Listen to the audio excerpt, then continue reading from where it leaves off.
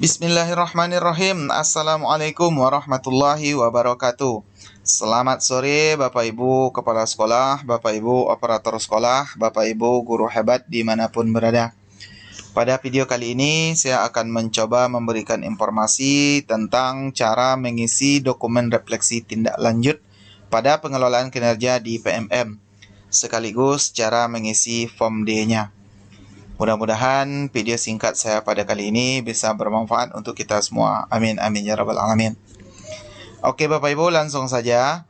Setelah Bapak Ibu selesai melakukan proses tindak lanjut, maka langkah terakhir yang harus Bapak Ibu lakukan adalah mengisi dokumen refleksi tindak lanjut sebelum dinilai oleh kepala sekolah. Caranya, silakan Bapak Ibu klik isi dokumen ini. Nah, di sini silakan Bapak Ibu isi refleksi kedua pilihan belajar yang telah Bapak Ibu tetapkan. Yang pertama, pilihan belajar di luar PMM. Yang kedua, pilihan belajar di PMM atau pelatihan mandiri di PMM. Refleksi pertama atau pertanyaan pertama yang harus Bapak Ibu jawab adalah apa inspirasi baru yang Bapak Ibu dapatkan dari upaya tindak lanjut yang telah Bapak Ibu lakukan. Setelah Bapak Ibu melakukan tindak lanjut pada pilihan belajar di luar PMM ini, apa inspirasi baru yang Bapak Ibu dapatkan? Contohnya, jika kemarin pilihan tindak lanjut di luar PMM ini Bapak Ibu pilih mempelajari media yang kreatif dan inovatif dari berbagai sumber umpamanya. Ini contoh saja ya Bapak Ibu. Itu pilihan belajar di luar PMM-nya yang Bapak Ibu tuliskan atau yang Bapak Ibu pilih. Setelah Bapak Ibu mempelajari media yang kreatif dan inovatif dari berbagai sumber tersebut, apa inspirasi baru yang Bapak Ibu dapatkan?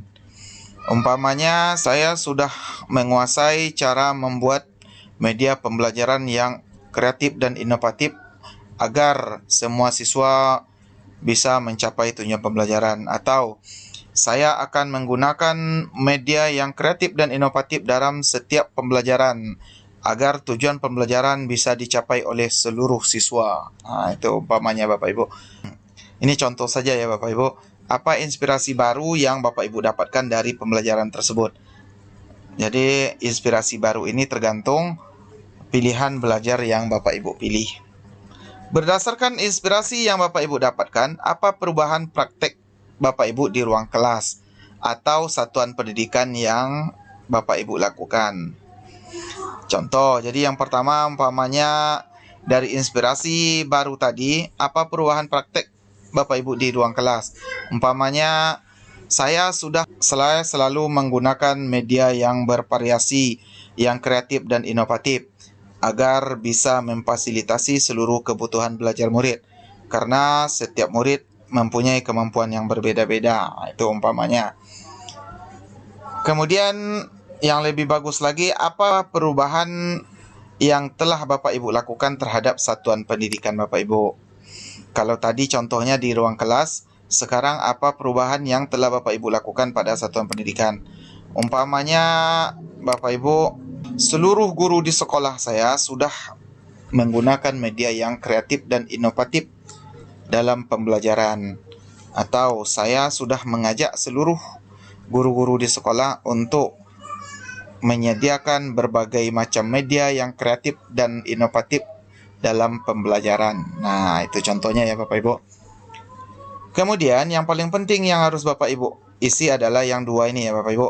Di sini nanti inti penilaian kepala sekolah. Apa 3 tantangan yang paling sulit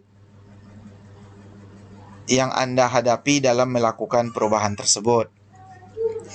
Yang pertama umpamanya tadi di dalam praktek di kelas, saya kesulitan untuk menyediakan banyak media pada setiap pembelajaran.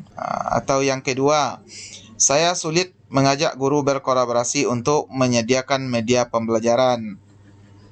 Itu contohnya. Itu kesulitannya ya Bapak Ibu. Kemudian yang terakhir yang harus Bapak Ibu isi, bagaimana rencana Bapak Ibu dalam mengatasi tantangan tersebut agar bisa memastikan perubahan terjadi. Tadi udah kita contohkan 2 tantangan. Yang pertama, tantangan dalam melakukan perubahan di kelas, kemudian tantangan dalam melakukan perubahan di satuan pendidikan. Apa rencana Bapak Ibu untuk mengatasi tantangan tersebut? Kemudian jelaskan juga apa dampaknya jika tantangan tersebut tidak Bapak Ibu atasi. Karena nanti itu inti penilaian dari kepala sekolahnya. Contohnya, tantangan pertama tadi, saya sulit untuk mengadakan beberapa media dalam setiap pembelajaran. Cara mengatasinya mungkin bisa Bapak Ibu buat di sini. Saya akan berkolaborasi dengan rekan sejawat untuk menciptakan media-media yang kreatif dan inovatif. Itu contoh pertama. Contoh kedua, umpamanya saya akan meluangkan banyak waktu untuk membuat media pembelajaran. Kemudian Bapak Ibu jelaskan dampak dari tantangan tersebut jika tidak Bapak Ibu atasi. Umpamanya, saya akan berkolaborasi dengan rekan sejawat dalam membuat media pembelajaran yang kreatif dan inovatif. Jika saya tidak berkolaborasi dengan rekan sejawat, maka media pembelajaran yang kreatif dan inovatif tersebut tidak akan bisa saya kerjakan atau tidak akan bisa terlaksana. Nah, itu saja Bapak Ibu. Itu contohnya saja apa dampaknya. Atau jika saya tidak meluangkan waktu untuk membuat media pembelajaran, maka pembelajaran yang saya lakukan akan sama seperti yang dulu tanpa media yang kreatif dan inovatif yang bervariasi. Nah, itu saja.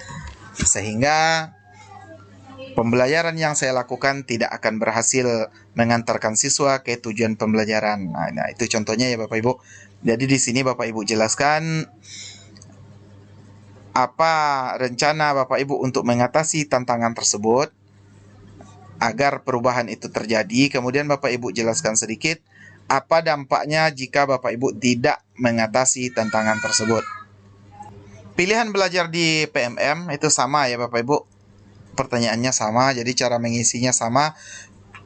Tinggal Bapak Ibu hubungkan ke modul atau topik pembelajaran yang telah Bapak Ibu pilih. Dari hasil pembelajaran yang telah Bapak Ibu lakukan di PMM, apa inspirasi barunya?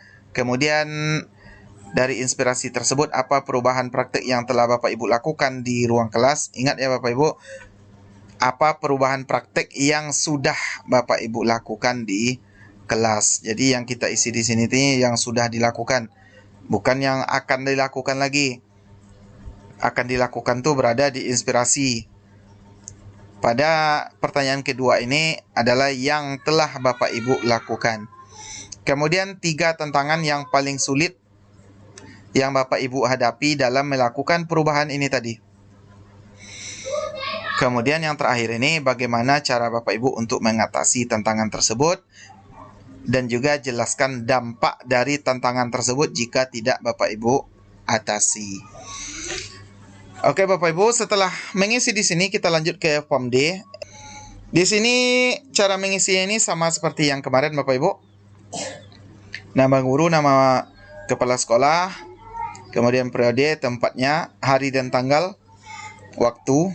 Ini Bapak Ibu sesuaikan saja dengan waktu tindak lanjut Bapak Ibu. Form C. Ini semuanya Bapak Ibu copy paste dari form C.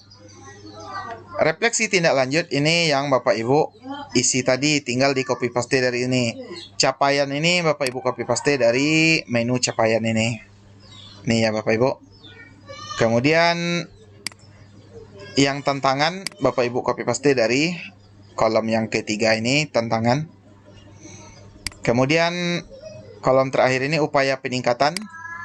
Ini Bapak Ibu copy paste dari sini. Upaya perbaikan ini. Kemudian yang akan dinilai oleh kepala sekolah ini ada di bawah Bapak Ibu. Ini yang saya sampaikan tadi. Bagaimana upaya guru melakukan refleksi untuk menyadari kesulitan dalam peningkatan pembelajaran. Jadi di sini yang akan dinilai oleh kepala sekolah. Bapak Ibu berada di mana? Yang pertama, tidak sadar kesulitan. Kemudian sadar kesulitan. Kemudian sadar dampak kesulitan. Silakan Bapak Ibu isi refleksi yang tadi sesuaikan dengan penilaian ini. Nanti kepala sekolah akan menilai refleksi Bapak Ibu berada di level yang mana. Level tidak sadar kesulitankah, level sadar kesulitankah, atau level sadar dampak kesulitan. Oke Bapak Ibu, itu saja video singkat kita pada kali ini. Lebih dan kurang mohon maaf. Wabillahi taufiq wal hidayah. Wassalamualaikum warahmatullahi wabarakatuh.